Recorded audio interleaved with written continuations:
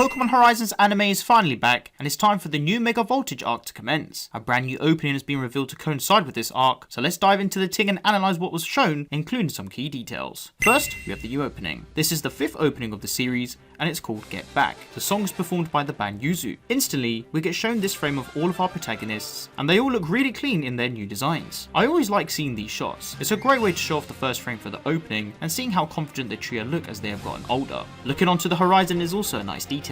The next frame shows an old film shot of the Rising Volt Tacklers, a group that they once were. Of course, we know that the RVTs ended up disbanding after the events that took place in Rakua, and this has led to the objective of Liko, Roy and Dot working together to try and reform the group. Liko is then shown with her partner Meowscarada, and they're looking to the sky, and we can see her with her Pokemon sitting on the staircase on her Rotom phone. Roy is then shown with his new team of Pokemon, transitioning to Dot and her Pokemon whilst she's at her computer, and we then see Uruto and his Sableye who are overlooking a forest from a tree. We then see a frame of a Pokeball. This is Pakugo's Pokeball, as it now rests in it after it used all of its energy during the calamity that happened in Rakua. Liko gets ready in her new attire, whilst her Pokemon are resting in her bed, and this is where we get to see the nice development transition of Liko's Sprigatito. Each frame shows relevance to the special moment with the Pokemon. This frame of Sprigatito is from episode 1, where Liko first obtained her partner. This frame of Florigato is back in episode 45, where it first evolved, and Liko and Florigato were reaffirming their goals on the beach. And finally, we have this frame of Meowscarada, where it evolved during the battle against Zygarde in Rakua back in episode 88.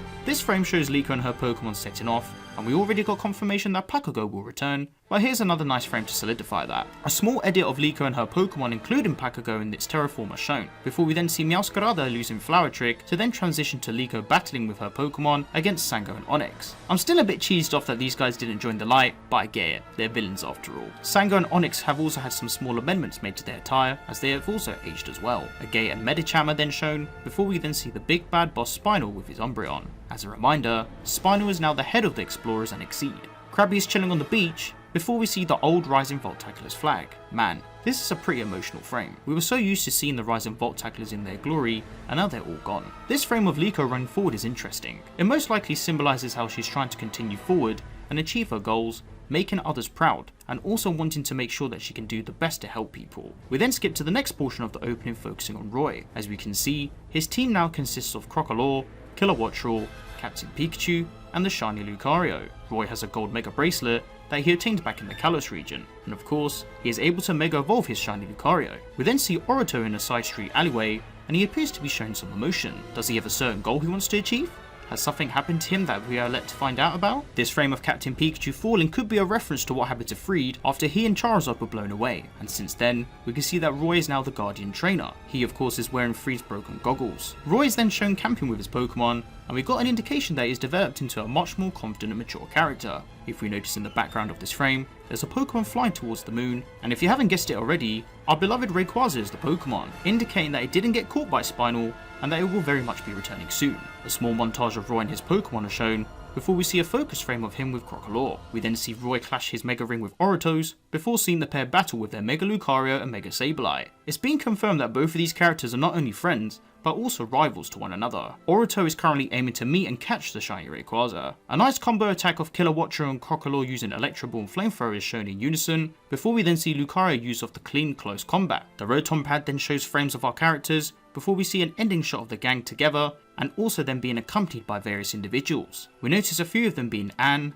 Nemona, the supposed Gurumin superfan, before the final frame shows Liko and Roy with their partners. I have to say, this was a really solid opening. There's lots of nice details to coincide with the development of the gang, and there's many new frames that open up potential plot points. I really like the storytelling of the opening, as it relates to everything that's happened so far in the story. Plus the song itself is a little banger as well. Let's now dive into a few key details shown from the 1 hour special. First, we have Roy. I absolutely love his character, and the way it's been portrayed so far in this new arc. He seems so much more mature, being a perfect leader figure, even in the tone in his voice, and he's still keeping his usual personality, but when shiz gets real, he's hella serious. I like how he's taken the responsibility in order to try and stop what Spinel was doing. I really like Uruto. His introduction was pretty solid, seemingly in the shadows of Roy, being inspired by him, but also showing the rivalry aspect. He too seems to be quite a confident battler. I really like the dynamic between Roy and Uruto. We can clearly see that they've been through a lot during their adventures in Kalos, and they're great rivals for one another. Even seeing the skills that they've developed like camping and looking after each other during that time was pretty cool.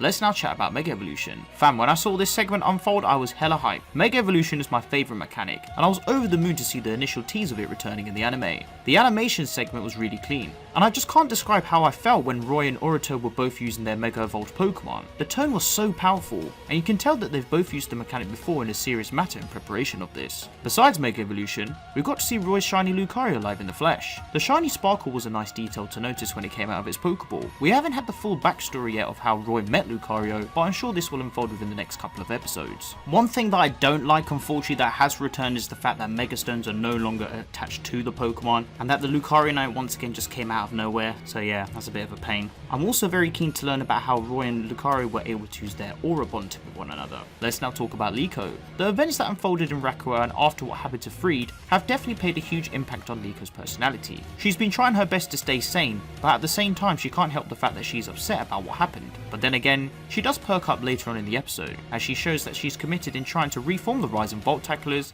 in hope of finding Friede and stopping the outburst of Rakurium that is affecting wild Pokemon. Now let's talk about the battle between Liko and Roy. It was okay, but then again, I was thinking to myself, how did Liko lose? For the second time against Roy, especially seeing as Meowscarada was able to defeat Zygarde, but then once again, it has to be the type disadvantage that played its favour in this part of the battle. On top of that, Roy's had a lot more experience battling recently as he has ventured across the Kalos region, plus he has the power of Mega Evolution, and people even noticed how much of a strong character and leader figure he was, proving himself to be quite the elite trainer. Finally, we got the confirmation that Spinel did capture the 6 heroes, and I'm sure we're going to find out more in the upcoming episodes of what he's planning to do with them. I'm going to throw out a wild theory in there whilst it's early and seeing as the series has just started again. So we know that Uruto is aiming to meet and get Rayquaza, and looking at this frame, it seems he could be staring at Rayquaza's ancient Pokeball, indicating that maybe he came across it and learned more about the Pokemon. Seeing as Roy is someone who has met and even soft-core Rayquaza, maybe there is a small conscience that Uruto has, and a sense of jealousy as well. What if Spinel comes across Uruto, and then manipulates the situation having him get Rayquaza for him, that will then lead to him completing his malicious plan that he wants to commit with the 6 heroes. This could make up for a pretty cool plot twist, especially seeing as Roy and Uruto could clash in their ideologies, and have a moment where Roy is trying to bring Uruto back to his senses. Uruto does seem to look up to Roy a lot, so I reckon this could be a pretty cool way for them to try and overcome a potential adversary, and then later on work together with the others to stop Spinel once and for all. I definitely think Rayquaza is going to play a huge part within this arc, especially seeing it as a Pokemon that's capable of Mega Evolution, and being said to be the first Pokemon capable of undergoing this mechanic. With what happens with Rakurium and its power levels that affect wild Pokemon, I wonder whether or not Spinel is planning to use the Mega Evolution energy to then excel his goals even further. Those are just some of the key details I wanted to discuss from the episodes, and I'm looking forward to subs later on to find out more information. Of course, I'll post my full review on Twitter, so if you haven't followed me in there already, then you already know what to do. But it's very clear to say that Pokémon Horizons is back, and the Pokémon anime is now at a new level. I'm hoping to bring you all another video tomorrow where we take a deeper look into both of these episodes. Make sure to stay tuned for the future of the Pokémon anime.